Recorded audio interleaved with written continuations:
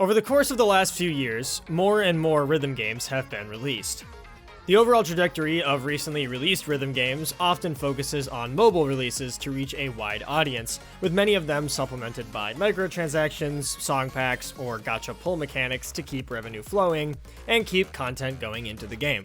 That said, you can still occasionally dig deep enough and find a fully free rhythm game experience that has no paid content and is simply there for you to enjoy in full.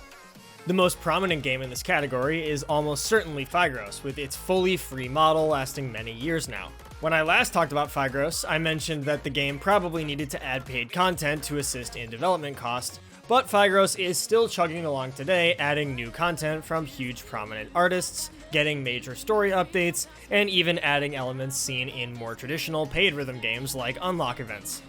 The most recent chapter of it in particular was a huge quality step up, and Phygros will hopefully be sticking around for many years to come. All that said, today I want to talk about what I think is now the second major free-to-play rhythm game on the market that definitely deserves your time and attention.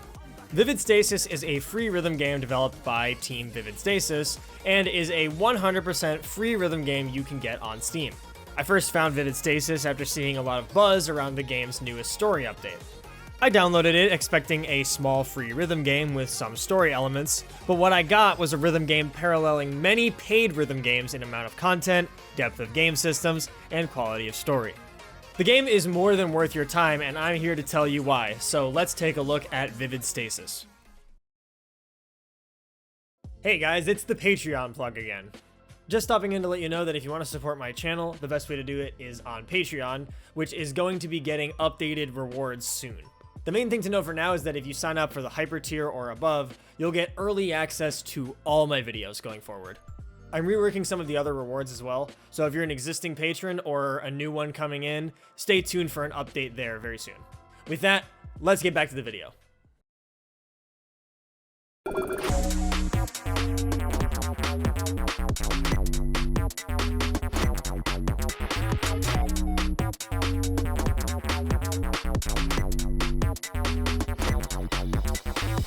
Vivid Stasis has a lot of different elements going on, so before we get into any of those, let's talk gameplay. Vivid Stasis gameplay has two types of notes. The first is a very standard style 4-key layout, consisting of both single notes and holds. The other note type, however, is where things get interesting. There's a second note type called bumpers that span the width of two note fields, one on the left and one on the right. These can be hit with either of the buttons on that side. So for example, if J and K are your inputs for the third and fourth note from the left, the bumper note on that side can be hit with either J or K. So while it may look like something like Soundvoltex's FX notes, the end result is actually gameplay and charting that resembles something more like Tunithm.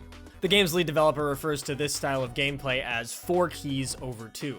As you play Vivid Stasis, you'll come to notice that the bumper notes are used extremely effectively in the game's charting. Thought is put into how the standard 4-key notes lead into and out of the bumper notes, or how bumper notes are placed relative to hold notes. This creates charts with great flow, and also gives the player options in how they want to tackle certain patterns, especially since overhitting bumper notes is one of the easiest ways to break combo in Vivid Stasis. So it's up to the player to decide if it's best to hit a pattern as intended with alternating keys, or to opt for jacks for a higher difficulty but potentially more accurate option.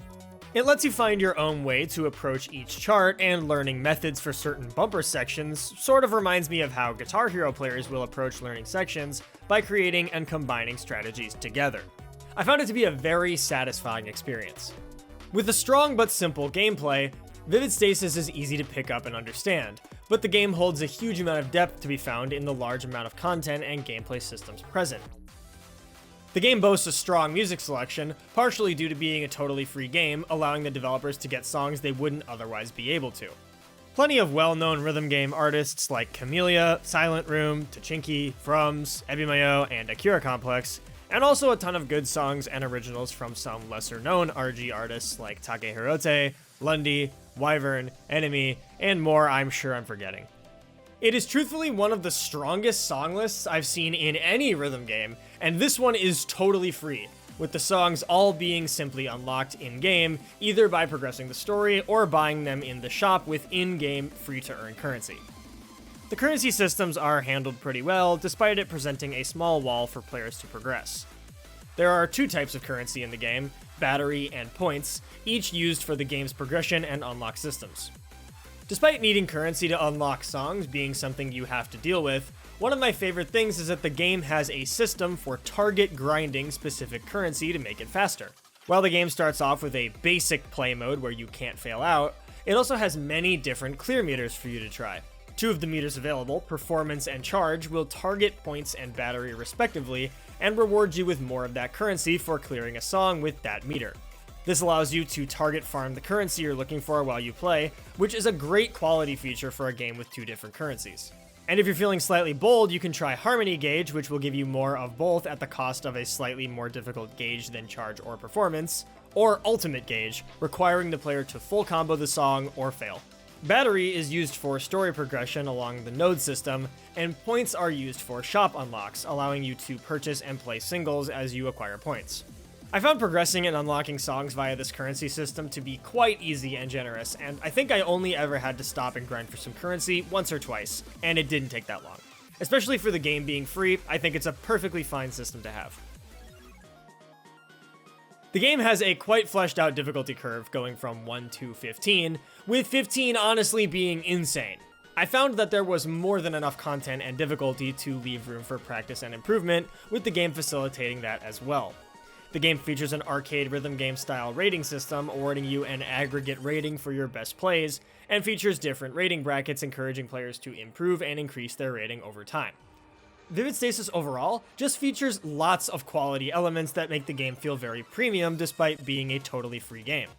Every single song features a custom pixel art song jacket to fit the general style of the game. You don't have to unlock every song in a course to play it. The rating system has no recent frame, thank God, and no release timing on holds, which tend to be a bit contentious in rhythm games these days. The game just generally looks and feels good to play, and I find myself frequently booting up the game when I just want a quick hit of a rhythm game that I know will be good. Aside from the general gameplay being quite good, the other major element of Vivid Stasis that impressed me was the story.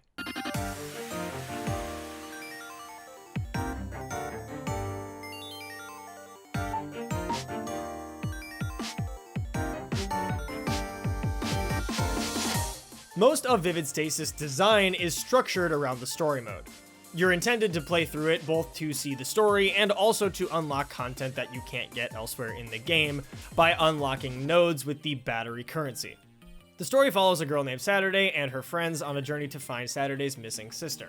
I'm gonna keep it vague to avoid spoiling the story, but that's the general premise and hook, and you'll realize as you get into it that it's a lot more than it seems, with a story full of mystery and suspenseful moments.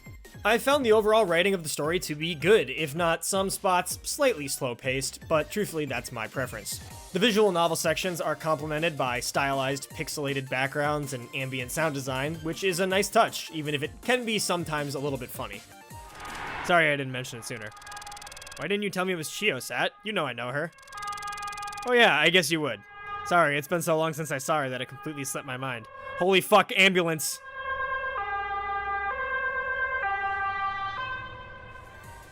It is competently written and mostly easy to follow, especially since some of the story elements deal with more complex beats and elements akin to alternate reality games, or ARGs, where things tend to get quite mysterious and confusing. The overall writing of how the characters deal with these things is actually quite smartly written as well, in the sense that they don't dumb down the characters for the sake of explaining to the player what's happening, which I actually like. I found it uncompromising.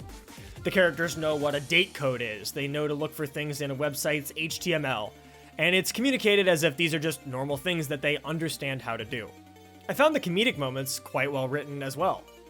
There are a few moments in particular where the joke is written in a way where the player will likely react the same way the characters will, and if that's an intentional choice on the writer's part, I found that to be extremely entertaining, and it led to some of the story's funniest moments. Okay, whatever. We're all here now, and I'm so hungry I could eat a house. A house? A house? The whole story carries a mystery vibe, and major story moments are spotlighted with dramatic tension and suspense before the game drops some of its most unique content on you, ARG-style puzzles. I won't show any of them here, but let's just say based on this reaction I had, you might be able to tell how big of a deal puzzles are in this game. Wait, another one?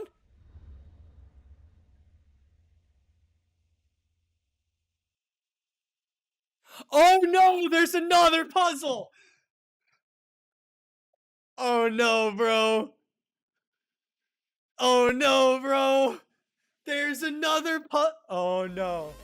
The puzzles are used to progress through major story moments in the game and also to unlock the game's boss songs, which are a treat to play, featuring dramatic unlock visuals and banger music.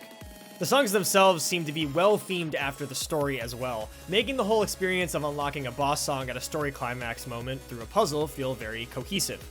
The story of the game so far spans 2 chapters, with more to come in the future, also all free additions to the game. I can say Chapter 2 in particular was a great experience and a super interesting hook for the rest of the story, so definitely check it out if you're interested. You can always skip through the story if you want to just unlock the content, but in my experience, it was a fun time to read through.